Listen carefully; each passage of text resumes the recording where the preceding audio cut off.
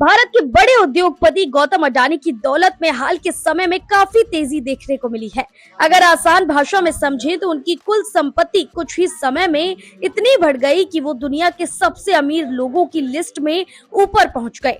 एक समय उनकी नेटवर्थ करीब 106 बिलियन डॉलर तक पहुंच गई थी, जिससे वे दुनिया के 17वें सबसे अमीर इंसान बन गए थे। इस दौरान उन्होंने माइक्रोसॉफ्ट के फाउंडर बिल गेट्स को भी पीछे छोड़ दिया था।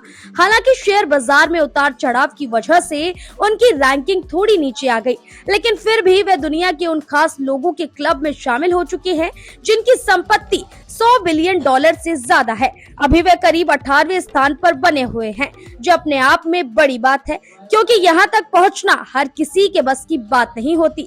एक दिलचस्प बात यह है कि उनकी संपत्ति में कभी-कभी एक ही दिन में बहुत बड़ा उछाल देखने को मिलता है। जैसे एक ही दिन में उनकी दौलत करीब 7 अरब डॉलर बढ़ गई थी।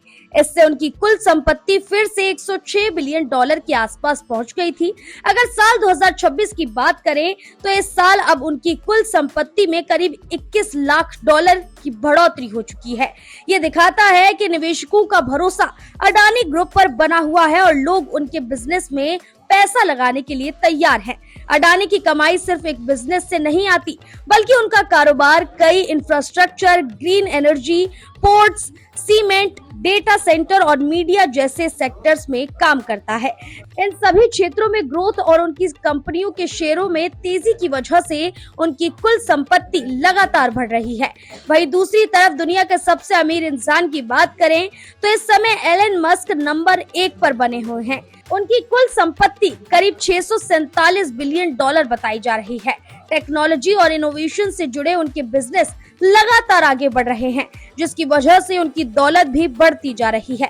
कुल मिलाकर गौतम अडानी का तेजी से ऊपर आना ये दिखाता है कि भारतीय कंपनियां भी अब ग्लोबल स्तर पर मजबूत हो रही हैं और बड़े उद्योगपति दुनिया की अमीरों की लिस्ट में अपनी जगह बना रहे हैं।